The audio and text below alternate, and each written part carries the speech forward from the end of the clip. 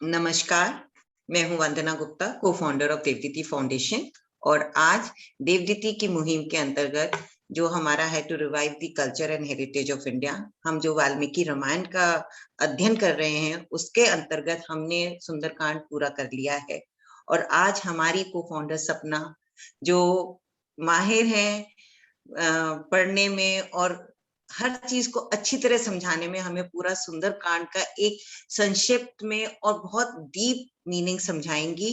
और वाल्मीकि जी के बारे में और वाल्मीकि जी की खास बातों के बारे में कि उन्होंने इसकी रचना किस प्रकार की रामायण की, उसके विषय में बताएंगी। तो अब मैं सपना जी को बोलती हूँ, please come and start with the Sundarkand synopsis. Thank you, Vandana. Thank you. 1 second. Okay. So thank you for the introduction. Brief but very nice, very apt. तो जैसा वंदना दी बताई चुकी हैं, हम लोग सुंदरकांड समाप्त कर चुके हैं और सुंदरकांड की इतनी ज़्यादा महिमा देखी हमने। सबसे पहले 3-4 बातें ये हैं कि रामायण में हमने देखा कि कांडों के अलग-अलग नेम्स हैं। जैसे बालकांड है, इसमें जब पैदा होते हैं, अयोध्या कांड है, अरण्य कांड है, फिर उसके बाद युद्ध कांड आएगा। परंतु ये एक ऐसा ये कांड है कि इसका नाम सुंदर कांड है। क्यों, किस लिए, ऐसा क्या है इसमें जो सुंदर है? ऐसा क्या है जो ना, ये तो हनुमान जी के नाम पे भी नहीं है। अगर इसमें हनुमान जी मेन कैरेक्टर हैं तो ऐसा क्या है कि इसका नाम सुंदर रखा गया? तो जब हम एनालाइज करते हैं बहुत सारी बातें सामने आती हैं। तो आज मैंने एक पीपीटी प्रिपेयर किया हुआ है। I am going to take you through that. So in and out, at times I will take you to the PPT, at times I will be talking to you directly. In and out हम weave करेंगे, हम उस समय से अब में आएंगे, अब से उस समय में चले जाएंगे और हम देखेंगे कि ऐसे क्या लर्निंग है जो सुंदरकांड को हम आज अपने जीवन में अप्लाई कर सकते हैं। नहीं तो कोई भी चीज़ हमारे लिए यूजलेस है ना। अगर कोई भी नॉलेज यूजफुल तब होती है जब हम उसे अप्लाई कर सकते हैं।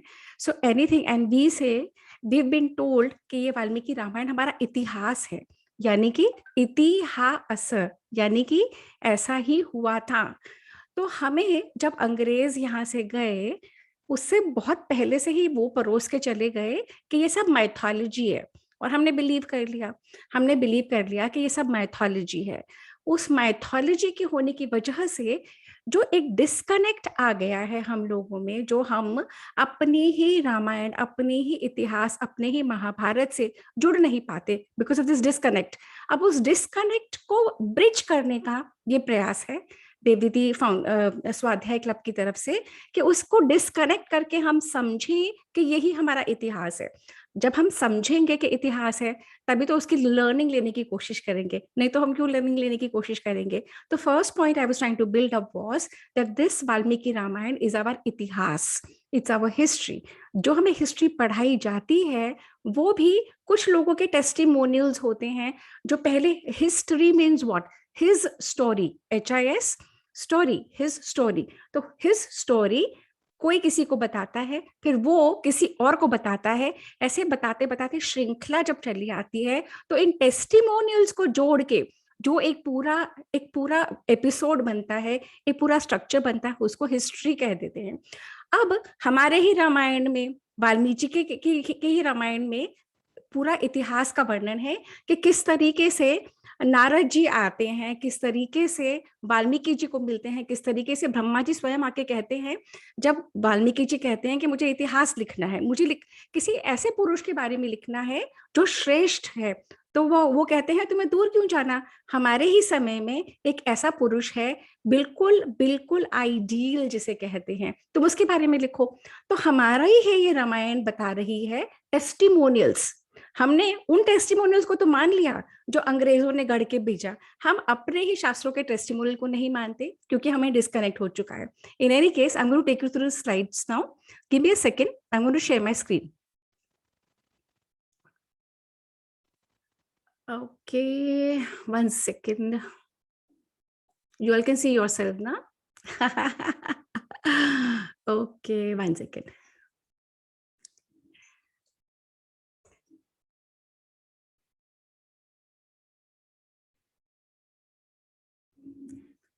Okay, just give me an indication, आप लोग को दिख रहा है slide show? Okay, it's just loading, give me a second. या सब क्लियर है ओके भाभी? Okay, perfect. Okay, so this is the today's session is on 10 amazing life lessons from the Sundarkand. ठीक है? ओके, हम शुरू करेंगे एक छोटे से, बहुत ही छोटे से श्लोक के साथ। रामाय राम भद्राय रामचंद्राय वेधसे रघुनाथाय नाथाय सीताया पतये नमः।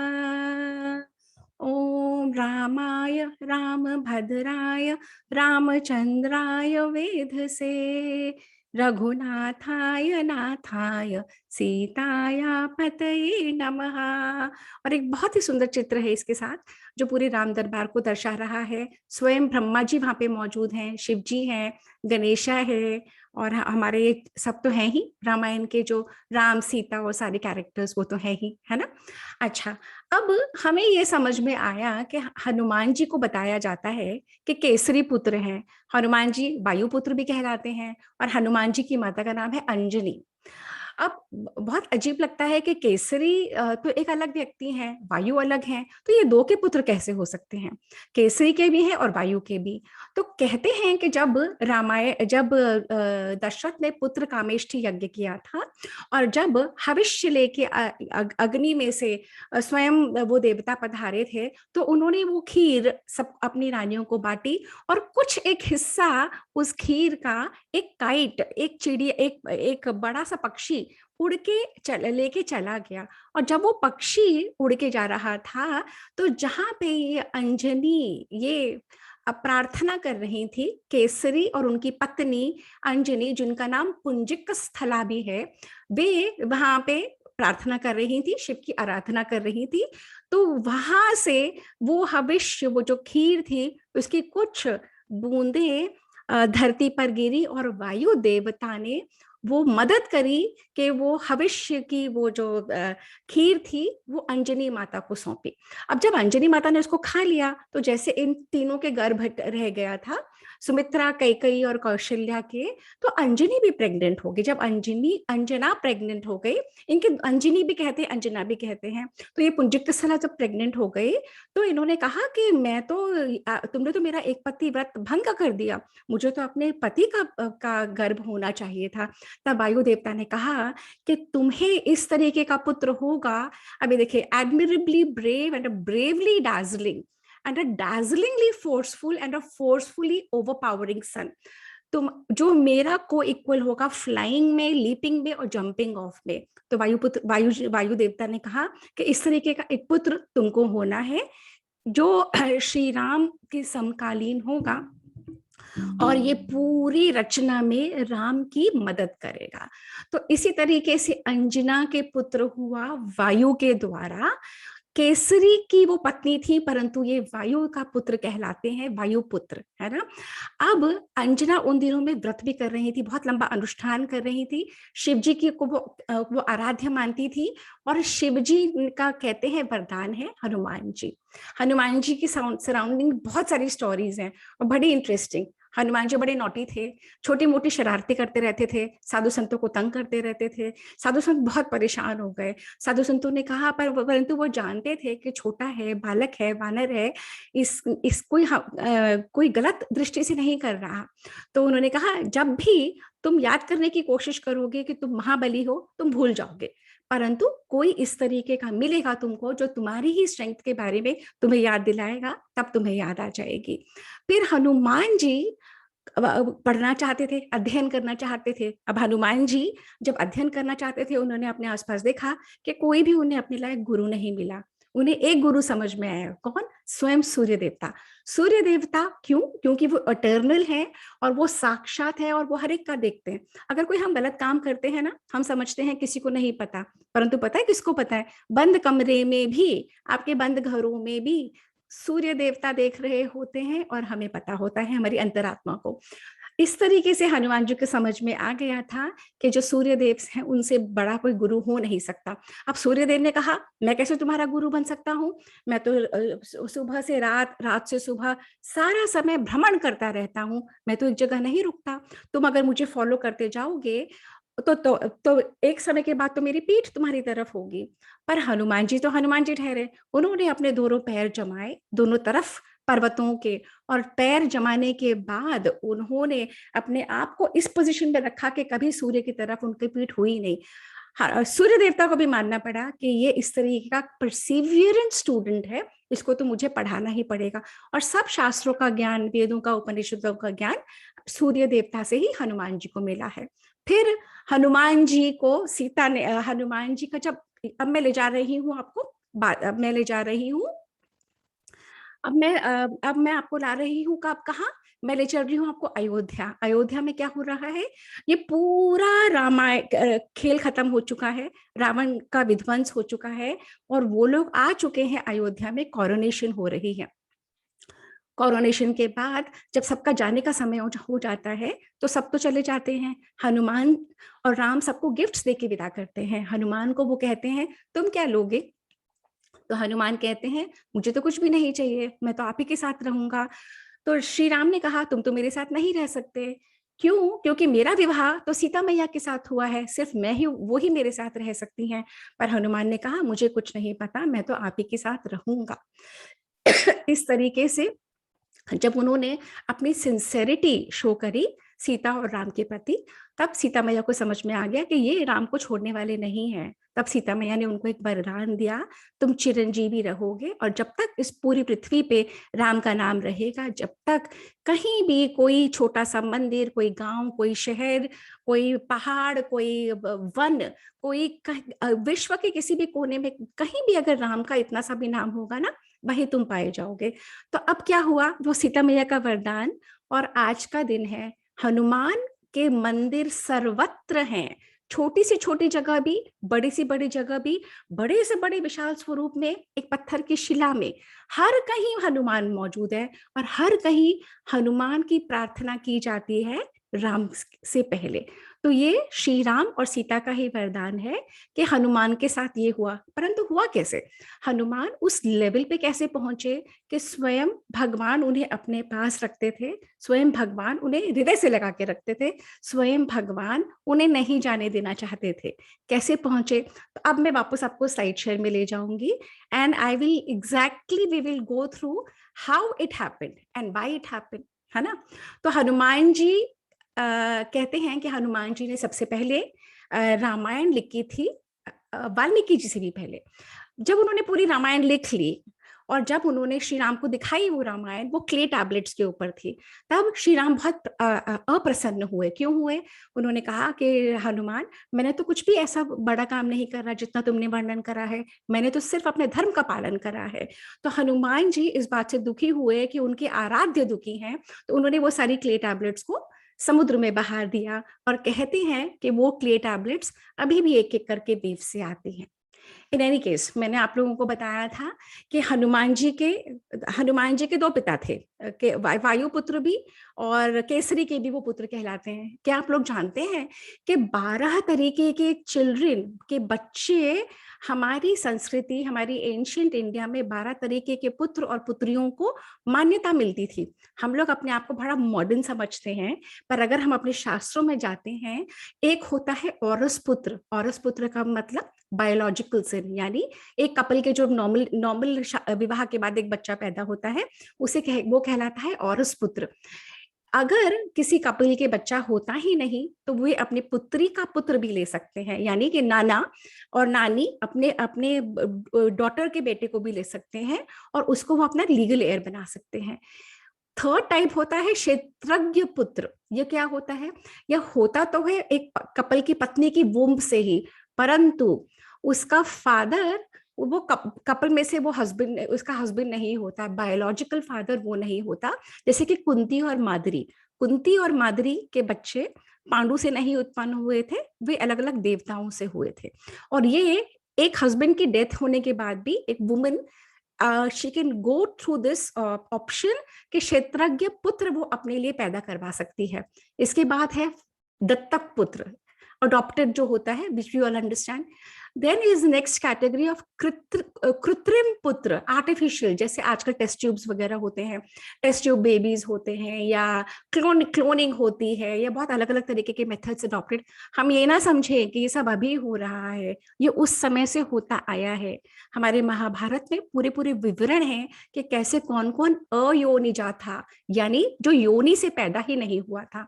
इसके बाद की कैटेगरी है गूढ़ज पुत्र. गूढ़ज पुत्र क्या है कि अगर बीवी का, वाइफ का पहले से ही कोई सीक्रेट सन होता है विवाह के पहले, उसे कहते हैं, और अगर उस पति को पता लग जाता है तो वो पति अगर उसको अडॉप्ट करना चाहे उसे गूढ़ज पुत्र कहते थे. अपविद्ध पुत्र. अपविद्ध पुत्र क्या होता है, एक सेकेंड मुझे ऊपर करना. अपविद्ध पुत्र होता है जो rejected child of some parent होता है. जैसे कर्ण था, कर्ण को कुंती ने पैदा कर दिया और कुंती ने छोड़ दिया, और उसके बाद उसको वो राधा और उन्होंने पाल लिया, तो उसे कहते हैं अपविद्ध पुत्र. फिर होता है कानीन पुत्र, son born to a lady before her marriage. तो ये जो आज होता है आया है ना, ये पहले से भी होता था, ये अब कुछ नया नहीं है. उसके बाद है सहोड़ पुत्र. A son is brought along with the marriage. अगर किसी का विवाह हो रहा है कन्या का और उसके पहले से रिलेशंस हो चुके थे और वो प्रेग्नेंट है at the time of the wedding, जब फेरे हो रहे होते हैं, तो वो जो उसका पति है वो पुत्र उसका भी माना जाता है अगर वो अग्री करे तो. कृतक पुत्र, कई बार बच्चों को खरीदना पड़ता था अगर बच्चे नहीं होते थे. पौनर्भव पुत्र, अगर कोई विडो है और वो वर्जिन रही और उसके विवाह, उसके हस्बैंड की डेथ के बाद रीमैरी करा सकते थे अगर उसकी चॉइस थी, और वो बच्चा पैदा होता, वो पहले पति की फैमिली चाहती तो उसे अडॉप्ट करके अपना बना सकती थी. उसके बाद स्वयं दत्त पुत्र, सेल्फ ऑफर्ड, जो आके कहता है कि मैं आपका पुत्र बनना चाहता हूं, मुझे आप दोनों में माँ बाप बनने की क्षमता दिखती है. तो इस तरीके से this are the 12 types of children. अच्छा, अब हम देखते हैं कि रामायण एटर्नल है. रामायण हमारे ही देश में 300 तरीके की है. रामायण पूरे एशिया में हर जगह, हर कंट्री की अपने अलग अलग. इंडोनेशिया जो इस्लामिक कंट्रीज है वहां पे भी रामायण हो रही होती है. तो रामायण में ऐसा क्या है जो एटर्नल है? जब हम वाल्मीकि जी का देखते हैं, वाल्मीकि जी ने 3 टाइटल्स सोचे थे इसके. सीता या चरितम, रामायण जो था राम की जर्नी, सीता या चरितम जो सीता की पॉइंट ऑफ व्यू से था, पौलत्स्य वधम जो रावण का वध था. रामायण में 24,000 श्लोक हैं और 6 कांडों में बटी हुई है. बालकांड है जो चाइल्डहुड ऑफ राम है, अयोध्या कांड है, अरण्य कांड है, किष्किंधा कांड है, सुंदर कांड है, युद्ध कांड है. अब हम आ जाते हैं वापस कि सुंदर कांड है क्या. सुंदर कांड है ये कि किष्किंधा कांड समाप्त हो चुका है, वहां पे खड़े हैं हनुमान और बीच में है इतना बड़ा समुद्र, और उनको जामवंत ने बताया है कि वहां पे है सीता, वहां पे मुझे दिख रहा है मेरी गिद्ध दृष्टि से. और हनुमान कहते हैं तो मैं क्या करूं? तो वो कहते हैं हे वायुपुत्र, तुम में है वो शक्ति, तुम कर सकते हो. हनुमान कहते हैं मुझे नहीं, मैं तो कुछ नहीं कर सकता. सारे वानर छलांग मारने की कोशिश करते हैं, हनुमान चुपचाप शांत होकर बैठ जाते हैं. तो वो कहते हैं क्यों नहीं कर रहे? कहते मैं कर ही नहीं सकता. तो हनुमान जामवंत उन्हें याद दिलाते हैं किस तरीके से तुम किसके पुत्र हो, तुम में क्या क्या शक्ति है. जब हनुमान जी को क्लिक कर जाता है कि हाँ मैं हूँ ऑल पावरफुल, मैं हूँ ऑल शक्तिशाली, तब हनुमान जी फिर बैठ जाते हैं. तो जामवंत कहते हैं अब क्यों बैठ गए? तो हनुमान कहते हैं अब मैं स्ट्रैटेजी बना रहा हूँ, मैं exactly each and every moment को प्लॉट करूंगा कि मेरे यहाँ से लीप लेने से वहां पे पहुंचने तक क्या क्या हो सकता है, मेरी क्या ट्रैजेक्टरी होगी, मैं किस हिसाब से मोशन बनाऊंगा, क्या मेरा स्पीड होनी चाहिए, मैं कंप्लीटली प्लान करके निकलूंगा. तो जब हनुमान जी ऐसे बोलते हैं जामवंत को, तो जामवंत समझ जाता है कि हाँ अब हनुमान अपने स्वरूप में आ गए. तो सुंदर कांड जो ये कांड है, ये हनुमान में स्ट्रेंथ आ जाती है जब वो समझ जाते हैं कि मैं ये कर सकता हूँ. उस स्ट्रेंथ के आने के बाद जब हनुमान पोस्चर लेके वहां पे लीप कर रहे होते हैं, जो बीच बीच में ऑब्स्टिकल्स आते हैं, उन ऑब्स्टिकल को कैसे वो ओवरकम करते हैं हनुमान जी अपनी सोच से, अपनी दूरदर्शिता से, अपनी इंटेलिजेंट बुद्धि से. तो Sundarkand is all about that. Sundarkand में जब वो वहां पे पहुंच जाते हैं, जब वे लंका के अंदर जाते हैं, रावण के महल में सारा देखते हैं, निरीक्षण करते हैं, रावण के बारे में उनकी क्या एनालिसिस है, उन सब राक्षसों के बारे में क्या एनालिसिस है, सीता मैया को ढूंढते हैं, सीता मैया जब मिल जाती हैं, सीता मैया को एकदम से अप्रोच नहीं करते, उन्हें बहुत तरीके से अप्रोच करते हैं, with a lot of thinking, a lot of thought. और जब वो सीता मैया को कन्विंस करने में कामयाब हो जाते हैं, तब सीता मैया की वे ग्रीफ भी कामयाब हो जाते हैं कम करने में। सीता मैया को अशोक वन में बैठे शोक से मुक्त करा देते हैं, और फिर कैसे वो अशोक वन का विध्वंस करते हैं, सब पकड़ने आते हैं, और सारा वो वे रावण के बहुत सारे योद्धाओं को मार देते हैं, रावण के कोर्ट में पहुंच जाते हैं, रावण के कोर्ट में पहुंच के रावण को एनालाइज करते हैं, किस तरीके से उनकी पूंछ बांधी जाती है, और किस तरीके से उसी पूंछ को जब वो लोग आग लगा देते हैं, हनुमान उस मोमेंट को भी अपॉर्चुनिटी की तरह यूज करते हैं, और कैसे लंका का विध्वंस करते हैं। लंका का विध्वंस करके सीता मैया के पास पहुंच के, और फिर सीता मैया से प्रणाम मांग के, आशीर्वाद लेके वापस आके राम को बताते हैं। तो this is the entire Sundarkand in 2 minutes, है ना। मैंने आपको एग्जैक्टली 2 से 2.5 मिनट के अंदर पूरा सुंदरकांड का विवरण कर दिया। अब मैं वापस आपको स्क्रीन स्लाइड शेयर में लेके चलूंगी, and I will show you कि how and what we can learn from this chapter, from the obstacles which have come in Hanuman's ways, from the way he dealt with them. हम लोग क्या चाहते हैं, कोई भी इतिहास, कोई भी हिस्ट्री हमारे लिए कब यूजफुल है, जब वो हमारी लाइफ में कोई चेंज लेके आए। अगर हमारी लाइफ में कोई चेंज नहीं आता तो सो व्हाट, करा होगा, हाँ भी होंगे कोई हनुमान, हाँ होंगे कोई राम, उन्होंने करा होगा उनका जीवन, मुझे इससे क्या। जो हम कहते हैं ना सान्यों की तो हमारे इतिहासकारों का, जो पुराण और हमारे इतिहास, जो हमारे साधु महात्मा, हमारे संत पुरुष रचते थे, वो इसी दृष्टि से रचते थे कि उसमें से आप लर्निंग ले सको, उसमें से आप सीख ले सको, और सीख लेके जब आप उस पर मनन करोगे, जब अध्ययन करोगे, और जब धीरे धीरे वो आप अपने उसको जीवन में बैठाओगे, आपके जीवन में वही चेंजेस आते जाएंगे। तो अब मैं फिर स्क्रीन शेयर में ले चल रही हूँ आप लोगों को, कि जो 1 सेकेंड। तो अब हमने देखा, अच्छा, अब रामायण, हमारे यहाँ शास्त्रों में एक होती है फलश्रुति। अब हम सब समझते हैं फलश्रुति क्या होती है। फलश्रुति ये होती है कि मैं ये काम क्यों करूं, मैं सुंदरकांड क्यों पढ़ूं भाई, मैं हनुमान चालीसा क्यों करूं, मैं वाल्मीकि रामायण क्यों करूं। तो हमारे ऋषि महात्माओं को पता था कि मनुष्य का स्वभाव ऐसा है कि अगर उसको बताया नहीं जाएगा कि ये करने से ये होता है, या उसको कुछ मिल सकता है, वो ये कार्य करना नहीं चाहेगा। तो फलश्रुति, हमारे हर शास्त्रों में एक फलश्रुति बताई जाती है कि अगर आप ये करोगे तो आपको क्या क्या फल मिलेगा इसका। तो जो रामायण के सुंदर कांड की फलश्रुति है, ये कौन बता रहा है, ये स्वयं शिव जी बता रहे हैं। किसको? अपनी पत्नी पार्वती को, जो उमा भी कहलाती है। शिव जी उमा को कह रहे हैं कि हे पार्वती, ये जो रामायण का ये जो सुंदरकांड है, कम से कम सुंदरकांड, इसको तो आदिशेष भी अपनी भाषा में नहीं बता सकते कि इसको पढ़ने के कितने बेनिफिट्स हैं। इसका फल इतना महान है।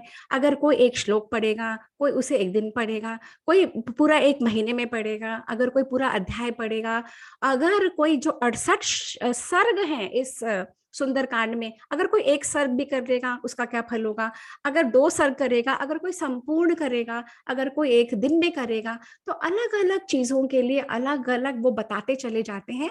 और कौन? शिव जी स्वयं। शिव जी कहते हैं कि अगर तुम एक कांड एक दिन में पढ़ोगे, तुम्हारी प्रोस्पेरिटी बढ़ेगी, तुम्हारी सफरिंग्स कम हो जाएंगी। अगर तुम एक कांड पढ़ोगे तो 1000 बार गायत्री जाप करने के बराबर है इसका महत्व। अगर महिलाएं, स्त्रियां सुंदरकांड पढ़ेंगी तो ये वेदों को पढ़ने के बराबर है। वेद और उपनिषद हर एक के लिए नहीं बताए गए हैं, सिर्फ उनके अधिकारी जो होते हैं, जो उस लेवल पे, जैसे पीएचडी हर एक कोई तो नहीं कर लेता ना, पीएचडी करने के लिए आपको एक पर्टिकुलर लेवल पे आना पड़ता है। पर जो पीएचडी नहीं करता, इसका मतलब ये तो नहीं कि वो एजुकेशन नहीं कर सकता, वो एजुकेशन भी ले सकता है, उसके लिए एक अलग वे से होता है। तो अगर महिलाओं, स्त्रियों के लिए रामायण पढ़ना, सुंदरकांड पढ़ना वेदों के समान है। रामायण में 24,000 श्लोक हैं, सुंदरकांड में 2885 श्लोक हैं। जो सुंदरकांड पढ़ता है वो अपने आप को समझ पाता है। जो सुंदरकांड पढ़ता है वो बहुत हद तक अपने आप को समझ के, अगर हम अपना आज ठीक करते चले जाएंगे, हम अपना कल ऑटोमेटिकली ठीक करते चले जाते हैं। इस तरीके से वो बताते चले जाते हैं। बहुत लंबी लिस्ट थी, मैंने थोड़े से ही लिए हैं। तो फलश्रुति हमारी रामायण में से ही हमें मिलती है। अब सुंदरकांड का नाम सुंदर क्यों है? ये भी अगेन छोटा सा श्लोक है। सुंदरे सुंदरो रामः, सुंदरे सुंदरी कथा, सुंदरे सुंदरी सीता, सुंदरे सुंदरम वनम, सुंदरे सुंदरम काव्यम, सुंदरे सुंदरः कपिः, सुंदरे सुंदरम मंत्रम, सुंदरे किम न सुंदरम। जब सब कुछ सुंदर है तो सुंदरकांड सुंदर क्यों नहीं होगा, है ना? अब क्या क्या सुंदर है? सीता जो बैठी है, हनुमान जी एक तो इतने सुंदरता से श्री राम के, सीता के गुणगान करते हैं, वो बहुत सुंदर है। राम का हमें प्रेम सीता के लिए हर पल दिखता जाता है किष्किंधा कांड तक, और वो इतने दुखी होते रहते हैं सीता को याद कर करके, परंतु सीता हमेशा मूक ऑब्जर्वर बनी रही है अब तक। पर इस कांड में, सुंदर कांड में, हमें सीता का प्रेम दिखता है। The people who have not read the Sundarkand, I highly recommend you read it. इतने ब्यूटिफुली वाल्मीकि जी ने डिस्क्राइब करा है कि सीता राम के बारे में क्या क्या कहती हैं, कैसे मैं उनके वक्षस्थल पे सर रख के सोती थी, कैसे वे मेरे गोद में सर रख के सोते थे। It's beautiful, the poetic description. Sita जिस तरह से राम का विवरण देती है वो बहुत सुंदर है। सीता शोक कर रही है, कहाँ? अशोक वन में, जहां कोई शोक करता नहीं। वाल्मीकि जी ने समस्त लंका का, अशोक वन का, वहां की नदियां, स्ट्रीम्स, माउंटेन्स, गार्डन्स, इतना खूबसूरत विवरण दिया है, इतना सुंदर। इसीलिए सुंदरकांड सुंदर है। सीता घबराती नहीं है, डरती नहीं है। जब वो महाबली रावण अपने राक्षसियों समेत अशोक वन में आता है, उनको डराता है, सीता सब कुछ आ जाती है। सीता अपने आप को समेट लेती है, पर डरती नहीं, फियरलेसली कहती है कि हाँ, मैं अपने पति की हूँ, श्री राम की हूँ, तुम्हें कोई हक नहीं है मुझे छूने का, या मैं तुम्हारे किसी बात में नहीं आऊंगी। सीता की ये भावना बहुत सुंदर है, इसलिए सुंदरकांड सुंदर है। सीता के पति अपना सब कुछ खो चुके हैं। राम के पास ना किंगडम है, ना उनके पास रुपया, पैसा, धन, ऐश्वर्य, कुछ भी नहीं, परंतु सीता फिर भी उन्हें नहीं छोड़ती।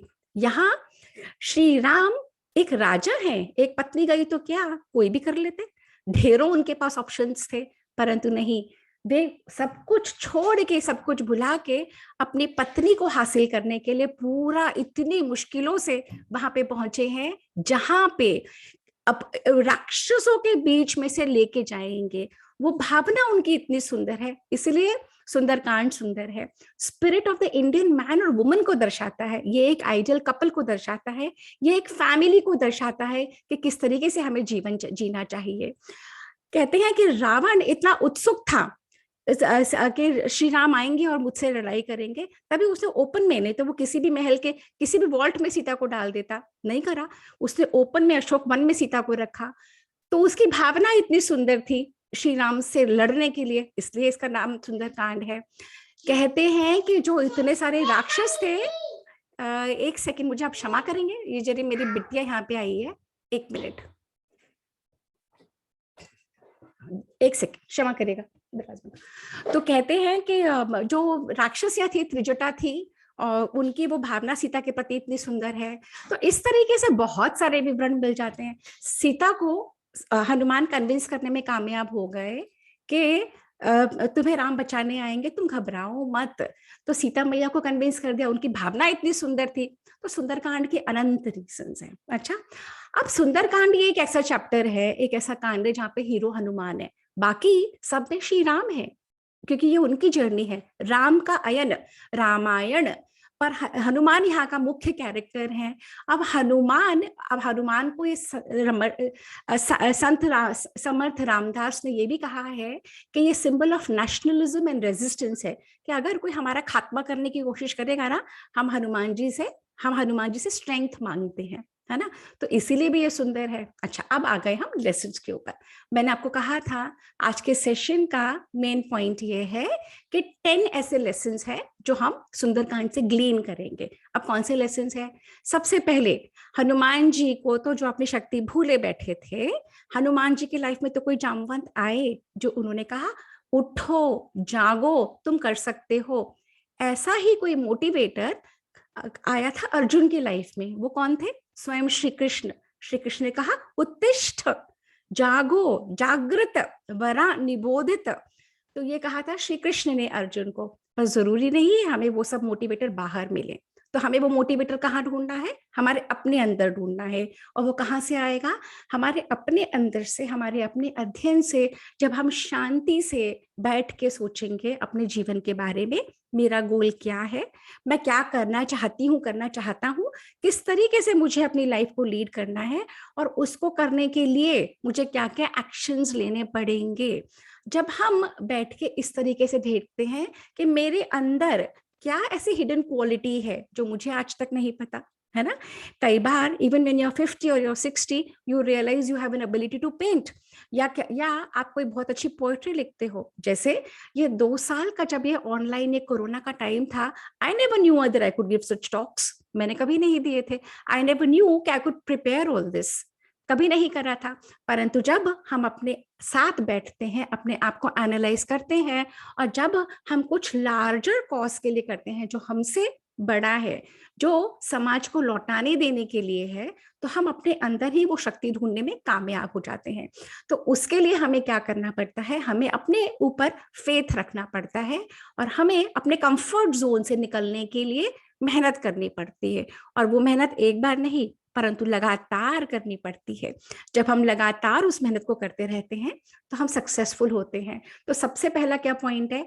जाम्बवंत बनना है हमें अपने स्वयं के जीवन का, है ना। सुंदरकांड से हमें ये समझ में आया कि हमें जिस जिस तरीके से जाम्बवंत ने हनुमान की शक्ति को जागृत किया और कहा कि तुम कर सकते हो, उस तरीके से हमें अपने जीवन का जाम्बवंत बनना है। और अगर हम सक्सेसफुल रहे तो हमें जाम्बवंत बनना है औरों के जीवन का भी, जो हमारे आसपास हैं। अगर हम उनके जीवन के जाम्ब बन सके तो there is, it's such a beautiful thing. अब हुआ क्या? जब हनुमान ने लीप ली वहां से, तो जब हनुमान ने यहाँ से लीप ली तो बीच में उन्हें कई सारे ऑब्स्टिकल्स मिले। तो सबसे पहला था, एक आया था मैनाक पर्वत। एक पर्वत, if we all know our seas and our oceans के अंदर बहुत बड़े बड़े पहाड़ हैं। रामायण में और हमारे पुराणों में दर्शाया गया है कि किसी समय जब ये सृष्टि का क्रिएशन हुआ था, तब पहाड़ों के विंग्स होते थे, और पहाड़ों के विंग्स होते थे। और उस समय ये मैनाक पर्वत ये समुद्र के अंदर बैठता चला गया। जब मैनाक पर्वत को पता लगा कि हनुमान जी राम के दूत बन के जा रहे हैं, तो मैनाक पर्वत ऊपर आया। क्यों आया? उसको लगा कि श्री राम, मैं हनुमान जी इतनी लंबी लीप लेंगे तो मैं उसको रेस्टिंग पॉइंट दे दूं। तो हनुमान जी ने मैनाक पर्वत के ऊपर अपना अपना एक पैर रखा, परंतु उन्होंने मैनाक पर्वत को कहा, देखो मेरे पास टाइम नहीं है, मेरे पास समय बहुत कम है, हमारे पास उतनी ही अवधि है, मुझे सीता को ढूंढ के निकल के वापस जाना है, तो मैं बहुत विश्राम नहीं कर सकता। तो उसी समय वहां पे आई सुरसा। सुरसा क्या थी? सुरसा एक सी सर्पेंट, एक ऐसी नागिन थी, राक्षसी थी, जो अपना मुख एकदम बड़ा खोल के खड़ी हो गई।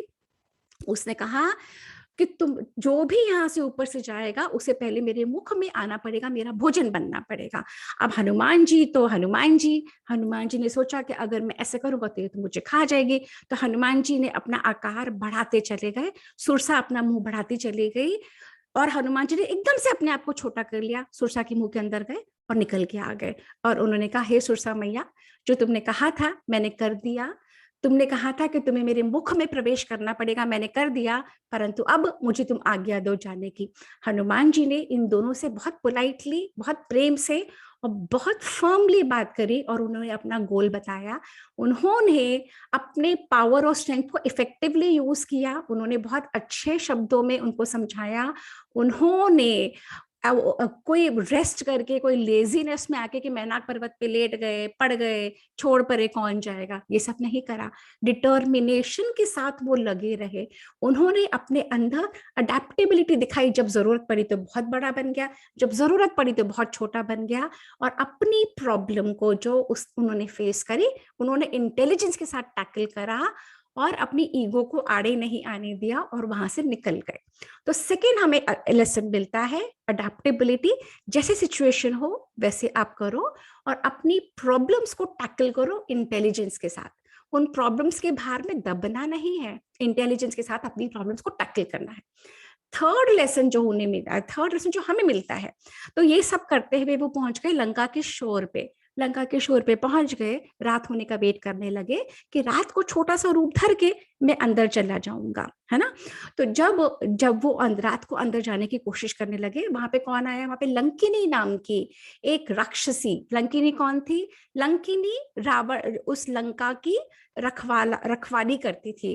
और लंकिनी ने कहा, तुम कौन? तो उन्होंने कहा, मैं ऐसे ऐसे इनका दूत, तो तुम ऐसे अंदर कैसे जा सकते हो? तो बोले, मैं ढूंढने आया हूँ। तो लंकिनी उनसे वाद विवाद करने लगी। तो फिर श्री राम ने उन्होंने क्या करा, उन्होंने एक मुट्ठी मारी।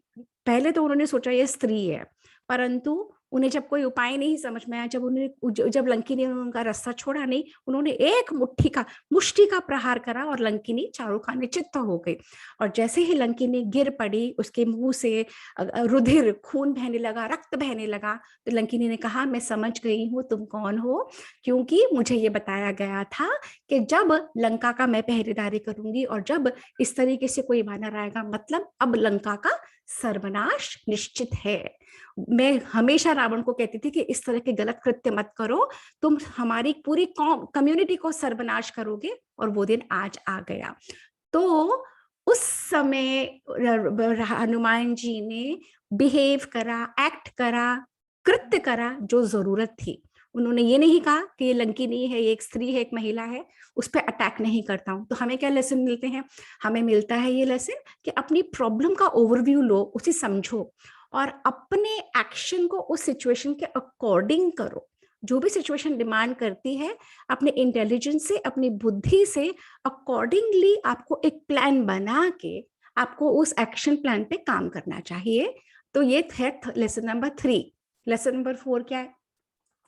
लेसन नंबर 4 है कि इतनी गिद्ध दृष्टि रखना, इतनी पैनी दृष्टि, इतनी कीन आई से कि आप लॉजिकली एक प्रॉब्लम को समझ सकें और क्रिटिकल डिटेलिंग कर सके। कैसे? अब जैसे हनुमान जी लंका में जा चुके हैं, अंधेरे का समय है, रात्रि हो रही है, सारे में ढूंढते ढूंढते जाते हैं सीता कहाँ हो सकती है, कहाँ हो सकती है। जब वो पूरे लंका में महलों के ऊपर से, एक के ऊपर से दूसरे से छलांग लगाते हैं, वो देखते हैं पूरी लंका में सिर्फ एक ऐसा महल है जहां पे तुलसी का पौधा उग रहा है, जहां पे तुलसी के आगे दिया रखा हुआ है और जहां पे घंटियां लगी हुई हैं और जहां पे से श्री राम श्री राम श्री राम की आवाजें आ रही हैं।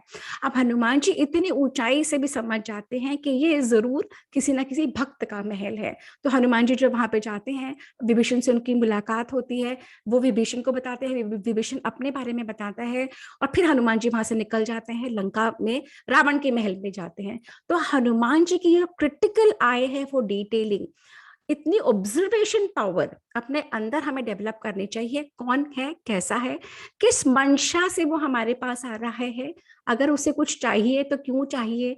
अगर सपोज आप एक जॉइंट फैमिली में रहते हो, कोई आउटसाइडर आप दौरानी जिठानी को लड़ा रहा है या कोई आउटसाइडर आपके फैमिली में प्रॉब्लम क्रिएट कर रहा है, तो उतनी समझ आप में होनी चाहिए, क्यों, किस लिए, इसकी क्या मंशा हो सकती है।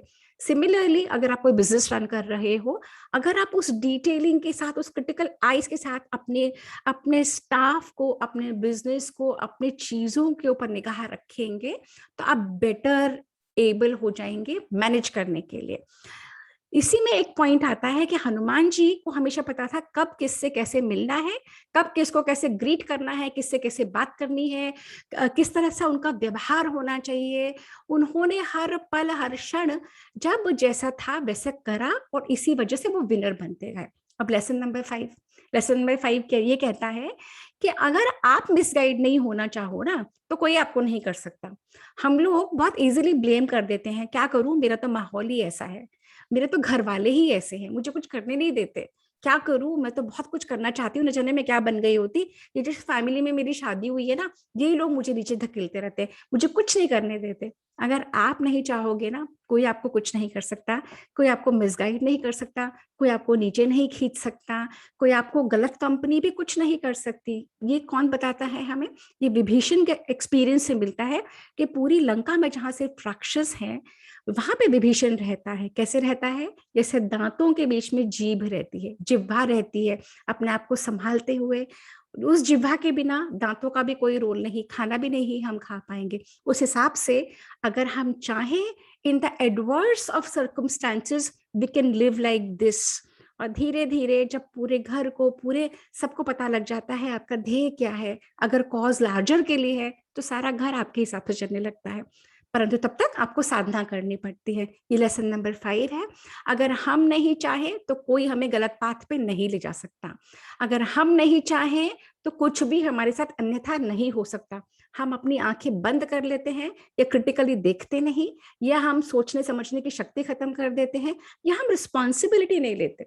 ये कुछ रीजंस होते हैं जो हमारे साथ चीजें हो जाती हैं। लेसन नंबर 6, लेसन नंबर 6 ये तब है जब रावण लंका पहुंच जाता है।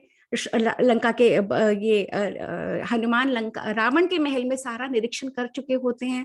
रावण भोग विलास में लगा हुआ होता है। रावण के साथ सैकड़ों, thousands of women are sleeping in various stages of unrest. Valmiki ji ने डिस्क्राइब करा है, हनुमान हर एक को देखते हुए किस तरीके से वहां पे ऑर्जी, अल्कोहल की पार्टीज, मद मद में लिप्त सेक्सुअल पूरा वो वहां पे हो रहा होता है, और रावण अपने ह्यूज बिस्तर में सो रहा होता है, और सैकड़ों स्त्रियां उसके आसपास सोई पड़ी हैं अलग अलग तरीके से। वहां पे हनुमान ढूंढ रहे होते हैं सीता को। वो समझ जाते हैं सीता यहाँ हो नहीं सकती। वो हनुमान ढूंढते ढूंढते अशोक वाटिका में सीता को ढूंढ लेते हैं। वो ऊपर बैठे हैं, जज करना चाहते हैं। सीता उनको नीचे दिख जाती है, परंतु वो सोचते हैं कि अगर मैं डायरेक्टली बोल दूंगा हे सीते या सीते मैया, तो वो चौंक जाएंगी, डर जाएंगी, चिल्ला देंगी, मुझे भी राक्षस समझ लेंगी। तो जिसलिए मैं आया हूं सब व्यर्थ हो जाएगा। तो हनुमान ने अपनी इतनी समझ रखी, इतना एक्सरसाइज करा, इतना कॉशन रखा, इतने कंसर्न और केयर के साथ आगे बढ़ा कि किस तरीके से पहले मैं सीता मैया को विश्वास दिलाऊं कि मैं वही हूं, मैं श्री राम का भेजा हुआ दूत हूं, मैं कोई राक्षस नहीं हूं।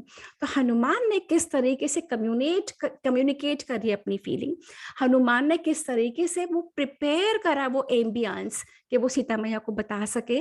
किस तरीके से राक्षसियां जब सो गई और किस तरीके से हनुमान चले। Hanuman master communicator, extremely refined in his language, in his speech, in his words, in his behaviour. उन्होंने बहुत सोचा, उन्होंने राम की स्तुति के साथ शुरू करा, धीरे धीरे धीरे करके सीता मैया पे विश्वास जमाया। फिर वो अंगूठी राम की नीचे फेंकी, सीता मैया को वो मिली। सीता मैया ने जब ऊपर देखा तो धीरे धीरे करके, बहुत धीरे धीरे धीरे धीरे फिर सीता मैया रोने लगी। फिर सीता मैया को उन्होंने कैसे संभाला। तो if you read the Sundarkand, it is an extremely beautiful chapter on how to hone your own communication skill. ये हम सीख सकते हैं, है ना। और जो दूत बन के आए थे, दूत का कर्तव्य जो होता है वो हनुमान जी ने पूरा करा अपनी कम्युनिकेशन स्किल के साथ। जो मैसेज लेके आए थे वो पूरी तरह कन्वे करा, जो मैसेज यहाँ से लेके जाना था उसको पूरी तरह कन्वे करके ले गए, और यहाँ पे भी मन को शांत करा इनके, और वहां पे भी मन को शांत करा। This is what Hanuman has done and this is what we can learn. तो lesson number 6 is communication skills. Lesson number 7, lesson number 7 is fearlessness and logical reasoning. अब ये कहाँ काम आती है? अब हनुमान ने देख लिया कि अशोक वाटिका में सीता भी मिल गई, सीता को उन्होंने बता भी दिया। अब हनुमान जी कहते हैं मुझे तो बहुत भूख लग रही है माँ। इसमें एक और लेसन है, हम जितने मर्जी एक्टिविटी में बिजी हो, हमें अपना ध्यान, अपने खाने पीने का ध्यान, अपने रूटीन का, अपना नहाना स्नान करना, एक्सरसाइज करना, अपनी सेहत का ध्यान रखना भी जरूर करना चाहिए। एक ये लेसन है इसमें से। सेकेंड लेसन ये है कि फियरलेसनेस और लॉजिकल रीजनिंग। लॉजिकल रीजनिंग क्या थी? जब हनुमान ने देख लिया कि इस तरीके से सीता मैया को ये सारे राक्षस करके रख रहे हैं, और अब मुझे सीता मैया पता लग गई, अब नेक्स्ट स्टेप ये होगा कि मुझे वापस जाना पड़ेगा। पर उससे पहले अगर मैं लंका को देख सकूं, मैं रावण को मिल सकूं, मैं लंका की माइट को समझ लूं, इनकी स्ट्रेंथ ऑफ आर्मी को समझ लूं, इनके जो डिफेंसेस हैं उनको समझ लूं, रावण के कोर्ट की इक्वेशंस देख लूं, रावण के कोर्ट में क्या क्या हो रहा है, तो मैं ये सारा मैसेज अपने स्वामी को दूंगा। वो हेल्प करेगा। किस लिए हेल्प करेगा? हमें इनसे वॉर करने में हेल्प करेगा। तो ये रावण, ये हनुमान जी की लॉजिकल रीजनिंग थी, जिसके तहत उन्होंने सोचा समझा हुआ सुनियोजित चाल करके अशोक वाटिका को डिस्ट्रॉय करना शुरू करा। सीता मैया को कहा मुझे भूख लग रही है, उन्होंने कहा खा लो बेटा, उन्हें सारे फल तोड़ने शुरू करे। जब वो इस तरीके से वाटिका को डिस्ट्रॉय करते थे तो रावण सेनाओं की सेनाएं भेजता रहा, वो सबको मारते गए मारते गए मारते गए। अल्टीमेटली रावण का एक पुत्र को मार दिया। फिर रावण ने मेघनाद को भेजा। अब मेघनाद आया तो मेघनाद क्या आया? मेघनाद आया, पहले वो युद्ध करने लगा, पर वो आया ब्रह्मास्त्र लेके। अब यहाँ पे क्या पॉइंट है? अच्छा, वहां पे क्या पॉइंट था? Fearlessness and logical reasoning. Hanuman डरे नहीं कि इतने करोड़ों की सेना है। हनुमान ने कहा कर लूंगा हैंडल, अपनी बुद्धि से करूंगा, शस्त्र तो मेरे पास एक भी नहीं है। अगर हम वाल्मीकि जी का विवरण पढ़ते हैं ना, वहां से हजारों एरोज आ रही हैं, और यहाँ पे हनुमान ऐसे ऐसे अपने आप को वीव कर रहे हैं इनके एरोज के थ्रू, ऐसे dodging and darting, dodging and darting. How beautifully Valmiki ji describe. और यहाँ क्या लेसन मिलता है? Don't show off your power और नॉलेज बाय बिलिटलिंग अदर्स। क्यों? क्योंकि मेघनाथ ने ब्रह्मास्त्र का प्रयोग करा। अब स्वयं हनुमान जी को वरदान था ब्रह्मा जी से कि तुम्हें कुछ नहीं बांध सकता, परंतु तब भी हनुमान जी ने अपनी सोची समझी हुई रणनीति के द्वारा अपने आप को बंधना कबूल करा, और अपने आप को ब्रह्मास्त्र की रिस्पेक्ट भी शो करना चाहते थे वो। तो दो रीजंस थे, एक तो वो बंधना चाहते थे जाने के लिए रावण के पास, दूसरा उनको ब्रह्मास्त्र की रिस्पेक्ट शो करनी थी। तो इन दोनों रीजंस की वजह से उन्होंने अपने आप को बंधना स्वीकार करा। तो इसमें हमें क्या लेसन मिलता है? सबसे पहले respect the knowledge of others, second is be humble, and third there is no need to show off. Show off क्यों करोगे? अगर आपकी नॉलेज उस तरीके की है, तो जैसे फूलों से खुशबू आती ही आती है ना, कूड़े के ढेर से बदबू आती ही आती है, वैसे ही सबको पता लग जाता है। शब्दों में शो ऑफ करने की कोई जरूरत नहीं होती। जहां जो आप अपना काम करते जाइए, कृत्य करते जाइए, अगर वो लार्जर गुड में है। Again and again I keep repeating, जो कुछ मैंने गुरुओं से सीखा है, मुझे 30 इयर्स हो गए अध्ययन करते हुए वेद उपनिषद, और इनका सारे गुरु हमारे यही बताते थे कि बिल्कुल भी शो ऑफ अपनी नॉलेज का कर नहीं सकते। क्यों? क्योंकि तुम्हारी है नहीं, तुम्हें कहीं से मिली थी, और तुम सिर्फ एक माध्यम बन जाते हो आगे देने के लिए, दैट इज इट। तो स्वयं हनुमान जी जो इतने बड़े ज्ञाता थे, उन्होंने मेघनाथ को कुछ भी इस तरह से शो ऑफ नहीं करा, और उस ब्रह्मास्त्र से बंधना मंजूर करा, जिससे कि वो वहां जा सके। अब ये था lesson number 8। Lesson number 9, lesson number 9 क्या है?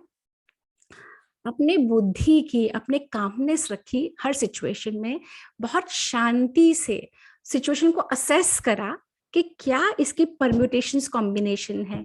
अगर मैं ऐसे करूंगा तो ऐसे हो जाएगा, अगर मैं ऐसे करूंगा तो ऐसे हो जाएगा।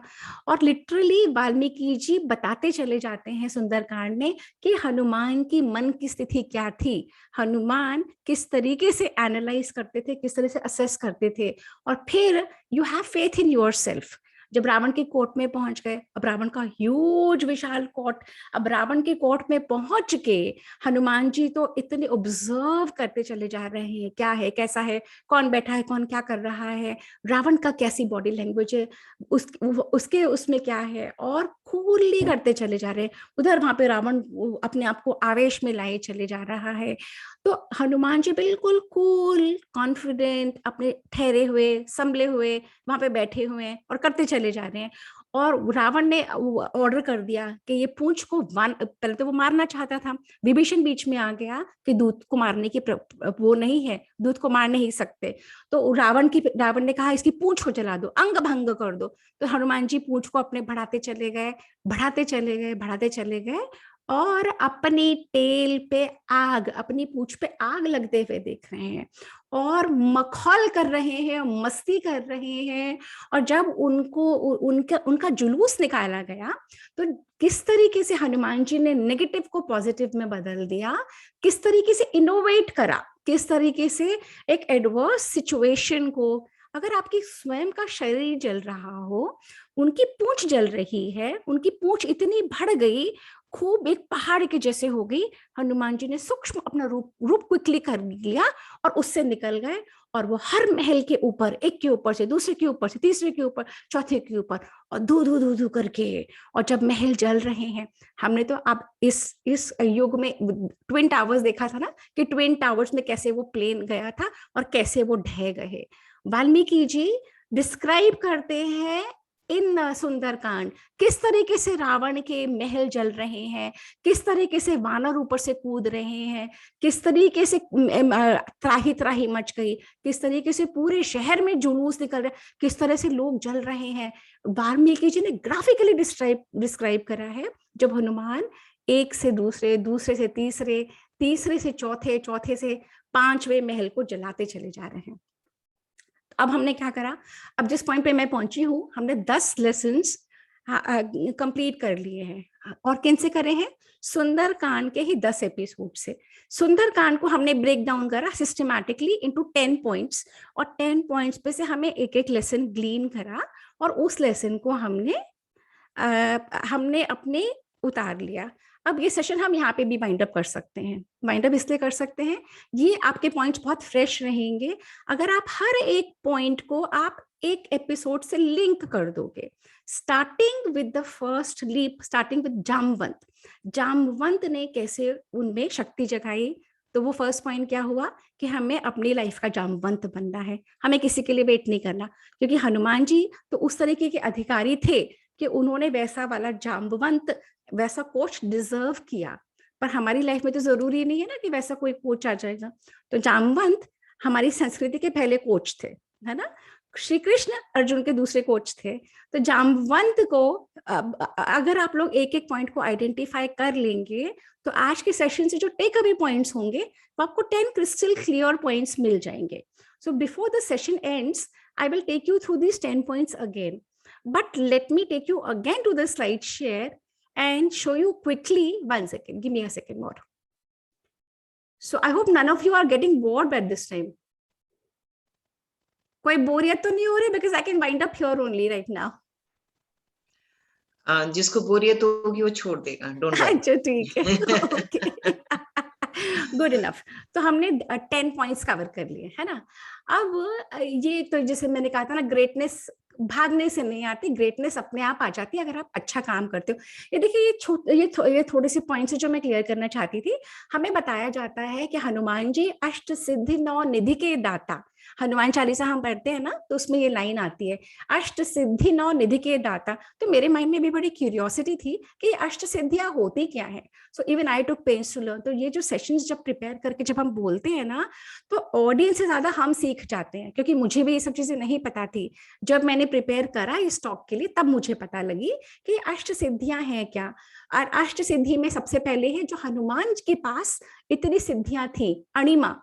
सिद्धि हम कैसे डेवलप करते हैं, जैसे आजकल जो योगासन वगैरह करते हैं ना, अगर आप योगा को बहुत फाइन रिफाइंड वे में करते चले जाएंगे, तो एक पर्टिकुलर पॉइंट पे आपकी बॉडी उस टाइप की हो जाती है जब वो लेविटेट भी करने लग जाती है। एक पर्टिकुलर पॉइंट पे आपकी ये सिद्धियां आप डिवेलप करने लग जाते हो, but you have to reach to that level.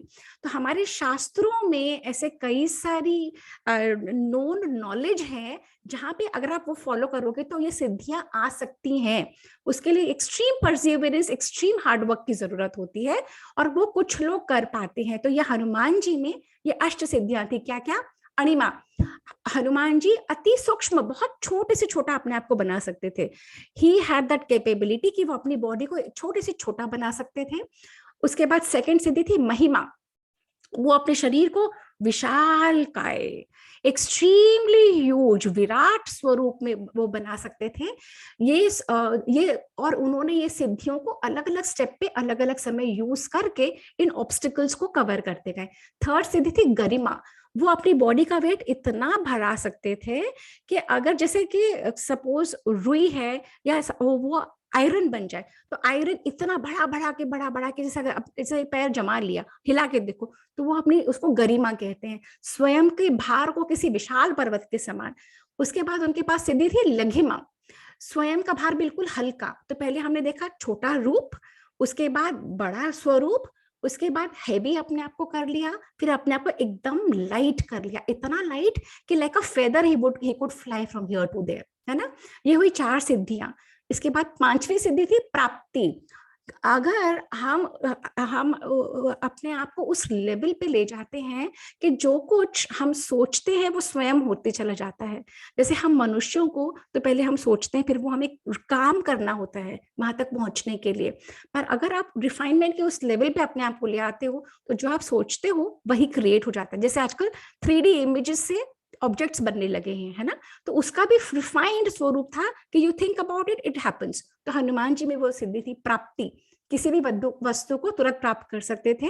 प्राकाम्य, वो किसी भी गहराई तक, पृथ्वी में पाताल तक भी जा सकते थे, आकाश में उड़ सकते थे और पानी में जीवित रह सकते थे, to the extent he wanted, है ना।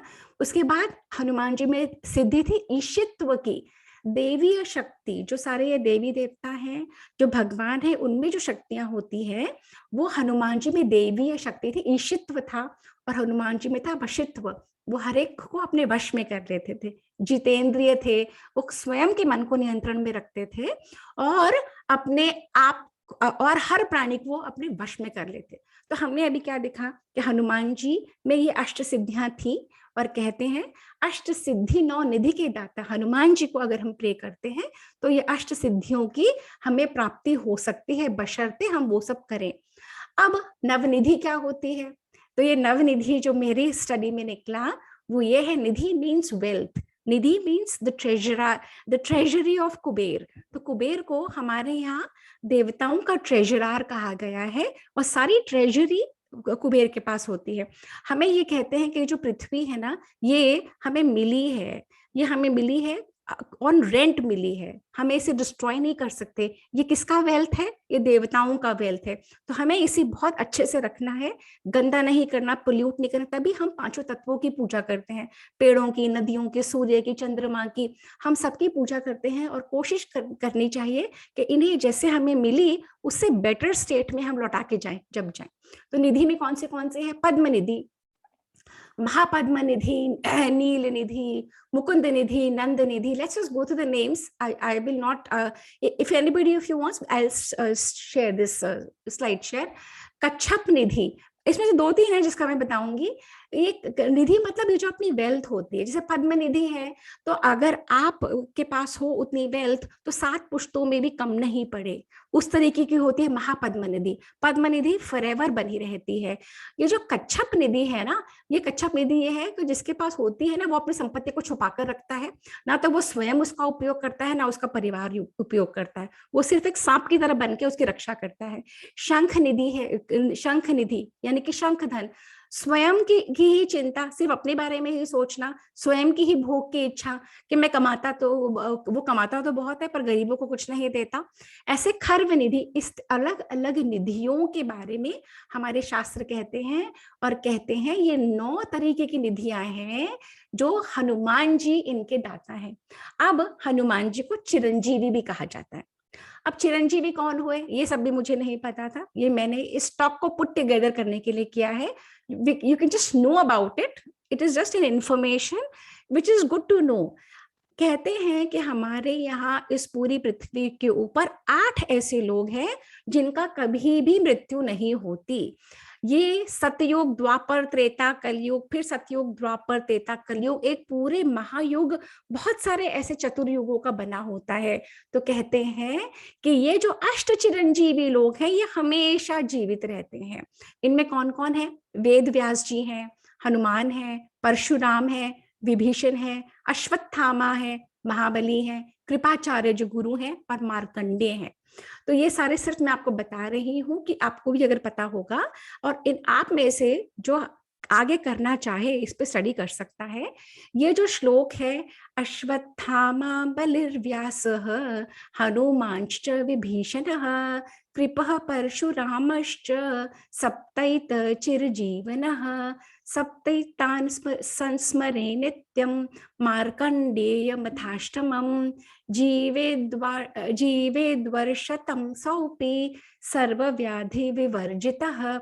अब ये वाला श्लोक है, कई लोग नित्य पूजा में अपनी करते हैं, नित्य स्मरण में रखते हैं कि जिससे कि ऐसे 8 चिरंजीवियों का अगर हम स्मरण करते हैं तो हम लोगों की लाइफ में वो बेनिफिट आ सकता है, बशर्ते हम उनके जीवन पे चले। जैसे मैंने पंचकन्याओं के बारे में बताया था, जिन लोगों को पता है, द्रौपदी, तारा, कुंती, मंदोदरी तथा ऐसे ये पंचकन्या का स्मरण और ये 8 चिरंजीवियों का स्मरण करते हैं।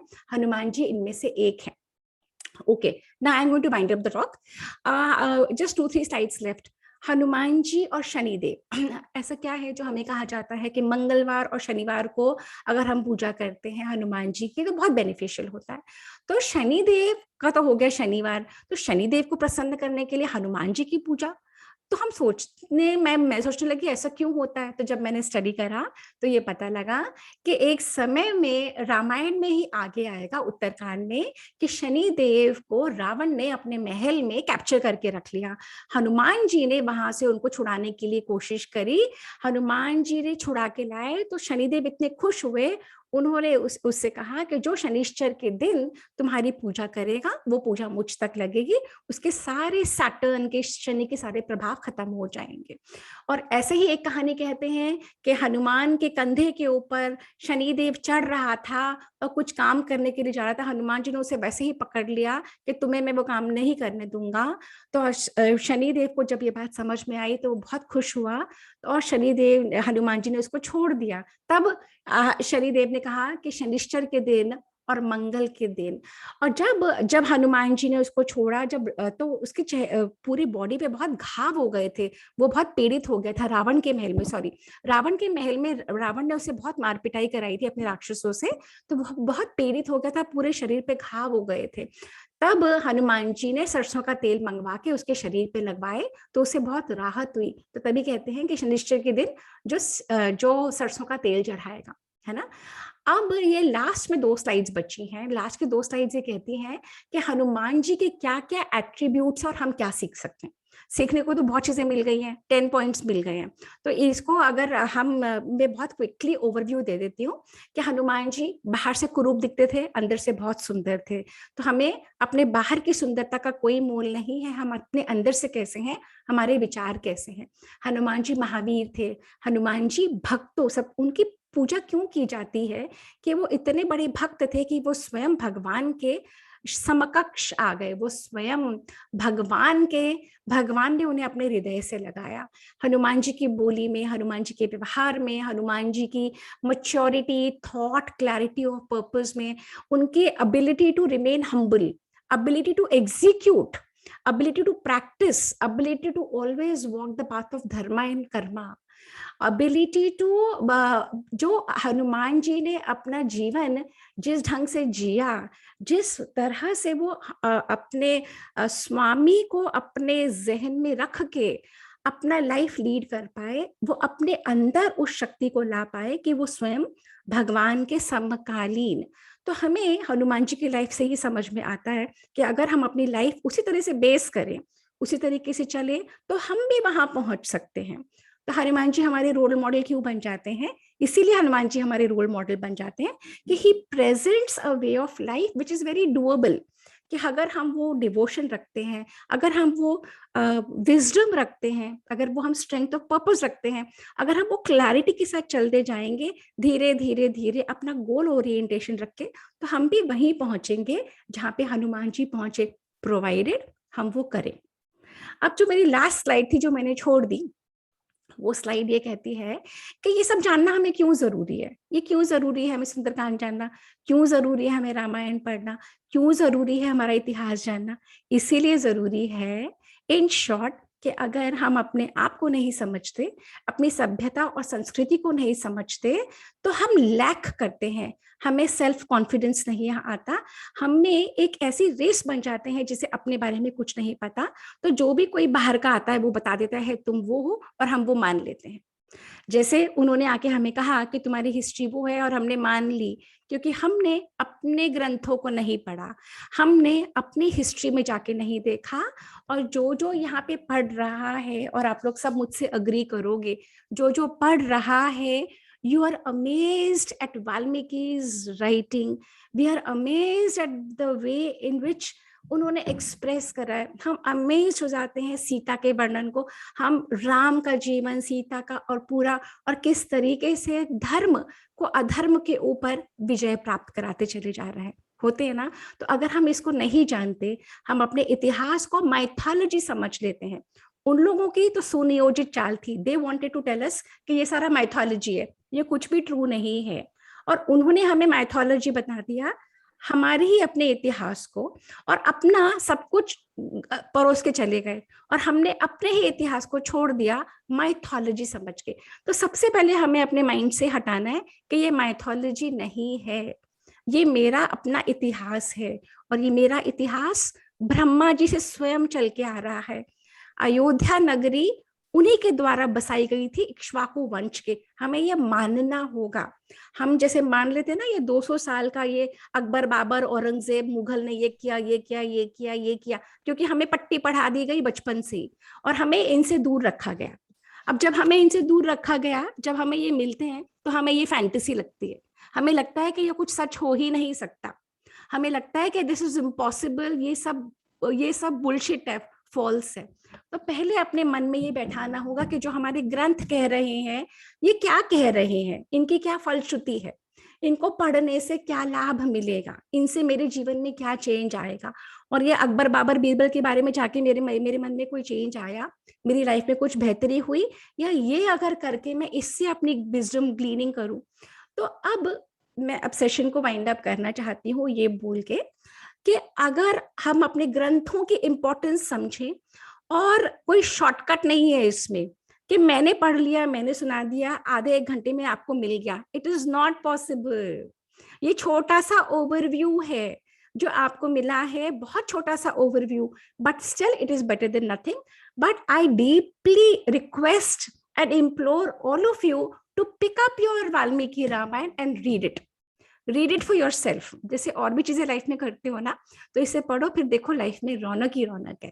और अब मैं सेशन खोल रही हूँ, किसी को कुछ पूछना है, किसी को कुछ कहना है, कुछ बोलना है, for 2-3 minutes and then will wind up. धन्यवाद सपना, बहुत इंटरेस्टिंग था। थोड़ा मेरे को लग रहा है लोग छोड़ रहे हैं क्योंकि टाइम ओवर हो गया है। हाँ बिल्कुल बिल्कुल। तो किसी को कुछ पूछना है, नहीं तो मैं वाइंड अप करती हूँ यहाँ पे। Anybody? इट वाज अमेजिंग, और कुछ पूछने की गुंजाइश ही नहीं है, इतना ज्यादा तुमने उसको कॉम्प्रिहेंसिव वे में तुमने बताया कि मतलब मैं तो I am really very much moved के तुमने 4 घंटे का जो मटेरियल था वो तुमने 1 घंटे में संजो के और हमें उसको परोस दिया। मतलब it is actually outstanding, there are no words. Summary was too good. संक्षिप्त रूप में पूरे Okay, let me, Sundarkand Manan, का। give me 2 minutes. Give me 2 minutes so that everybody goes back with 10 takeaway points. Okay, just the 10 takeaway points. First is Jambavant. हमें अपने जीवन का जाम्बवंत स्वयं बनना है ना, किसी को नहीं बनाना। सेकंड कौन सा आया था, मैनाक पर्वत, कि कुछ भी हमारा जो ध्येय है, अगर हमें लेजी नहीं बनना कि अभी तो शुरू हुआ है, चल मैं रेस्ट कर लेता हूँ। वो जो हेयर एंड टॉर्टोइस के हम लोग सुनते हैं ना कहानी, वो जो पंचतंत्र में, कि वो बैठा रह गया खरगोश और कछुआ निकल गया। सेकंड इज वो मैनाक पर्वत। थर्ड इज सुरसा के मुंह में, तो अडेप्टेबिलिटी, कि किस तरीके से सिचुएशन को कैसे अडाप्ट करना है, कब छोटा बनना है, कब अपने आप को बड़ा दिखाना है, कब इतना छोटा सा बनना, ईगो नहीं रखनी, और अपना काम करके निकल जाना है। फोर्थ इज लंका में पहुंच गए, तो फोर्थ इज कि जैसा सिचुएशन डिमांड करे वो कार्य करो, कि महिला है, राक्षस है, मैं मारू नहीं, वो फोर्थ है। फिफ्थ इज विभीषण का घर, विभीषण, इतनी क्रिटिकल आईज रखनी है, इतनी पैनी दृष्टि, माय आईज ऑन यू, मतलब हर चीज पे निगाह अपनी होनी चाहिए। क्यों? क्योंकि मेरा जीवन है, ये मेरा जीवन है, ये मेरा घर है, ये मेरा है, सब कुछ ये मेरे लिए है। अगर मैं इसका ध्यान नहीं रखूंगी तो फिर क्या। फिफ्थ, सिक्स्थ इज सिक्स्थ क्या था, अशोक वाटिका, लंका, मुझे भी ध्यान दिया ना फिफ्थ तो ये मैंने बता दिया यहाँ तक। सिक्स्थ है अशोक वाटिका। अशोक वाटिका में कम्युनिकेशन स्किल्स, ऊपर वहां पे बैठे हैं और कम्युनिकेशन इतनी पावरफुल, इतनी स्ट्रॉन्ग, इतनी साइलेंट कि जब इस तरीके के वर्ड्स हमारे, इस तरीके की बॉडी लैंग्वेज, इस तरीके का हमारा पहनावा जो उचित है, जब जहां जो जरूरी है उस तरीके का कार्य करना इज अ साइन ऑफ बुद्धिमत्ता। Seventh is fearlessness. जब वहां से मेघनाथ और वहां से जब वो सब अटैक करने, लॉजिकल थिंकिंग कि अगर मैं ऐसे करूंगा तो मुझे बांध लेंगे और मुझे रावण के पास ले जाएंगे और मुझे रावण को देखना ही है, मुझे पूरा उसके अस्त्र शस्त्र देखने हैं, पूरा लंका देखनी है। तो लॉजिक, रीजनिंग, फिर दैट कॉन्फिडेंस कि मुझे कुछ नहीं हो सकता। In times of adverse situations अपने आप को संभालना with calmness, with peace of mind, extreme peace of mind रख के, और जो पीस ऑफ माइंड रख के उस सिचुएशन से निकल जाता है वो विनर बनता है लाइफ का। जब हम बहुत घबरा जाते हैं, डीप ब्रीदिंग करके और पीस ऑफ माइंड। तो इस तरीके से ये 10 लेसन्स हैं। अगर हम इन 10 को ही याद रखेंगे आज के सेशन का टेक अवे पॉइंट, तो भी सुंदरकांड का मैसेज मिल जाएगा। हाँ जी, हाँ वंदना जी। इसमें सपना जी एक चीज रह गई, सेंस ऑफ पंक्चुअलिटी, कि उन्होंने अपने टाइम फ्रेम में उस काम को कंप्लीट कर लिया, ये भी एक बात है इसमें। बातें तो इसमें अनंत है, जैसे राम कथा अनंत, ये इसके लेसन्स अनंता। तो जो जो है यहाँ तुमने बहुत वैलिड पॉइंट बोला है, पर इसमें तुम अभी देखोगी, तुम लोग अपने आप देखोगे तो बहुत लेसन्स मिलेंगे। तो नेक्स्ट टाइम के लिए सबके लिए होमवर्क है 10-10 पॉइंट्स निकाल के रखो जो मैंने निकाले उसके अलावा। चलो एक सेकंड। आपका लेक्चर बहुत अमेजिंग था, सुनकर बड़ा मजा आया। थैंक यू पूनम जी। लगता ये बंदी ना हो, चलता रहे और हम सुनते रहे। थैंक यू पूनम जी। मुझे भी पुट टुगेदर करने में बहुत मजा आया, क्योंकि मेरी लर्निंग बहुत ज्यादा हो जाती है। आप बहुत कुछ सीखते हो तभी आप 1 घंटे के लिए बोल पाते हो, और वो बहुत डीप जाता है। जो खुद का अध्ययन होता है ना, वही डीप जाता है। जो सुन लिया होता है वो इतना डीप जा नहीं पाता। तो थैंक यू आप लोगों को कि आप लोगों की वजह से मेरा हो जाता है। थैंक यू सो मच, है ना। अब वाइंड अप करते हैं। हाँ, okay, give me a second. नमस्ते। तो अब हम वाइंड अप कर रहे हैं आज का सेशन, और अब हमारा होगा सैटरडे को जो हम लोग करते हैं वैदिक हेरिटेज का प्रोग्राम। तो आप लोगों से रिक्वेस्ट है कि अपने शास्त्रों से जुड़ें, और देवदीति फाउंडेशन की ये जो मुहिम है, देवदीति स्वाध्याय क्लब, ये बहुत ही अनोखी मुहिम है जो आजकल के युग में जो कोई अपने शास्त्रों को हाथ भी नहीं लगाता। 99.99% घरों में तो ये ग्रंथ भी नहीं होते हैं, किसी के घर में होते ही नहीं है। तो ये ग्रंथ मंगवाएं और इनको पढ़ें और अपना जीवन संवारें और अपने आसपास वालों का जीवन संवारें। तो इन्हीं शब्दों के साथ मैं सपना खंडेलवाल आज का सेशन वाइंड अप करती हूँ। हरि ओम, जय श्री राम।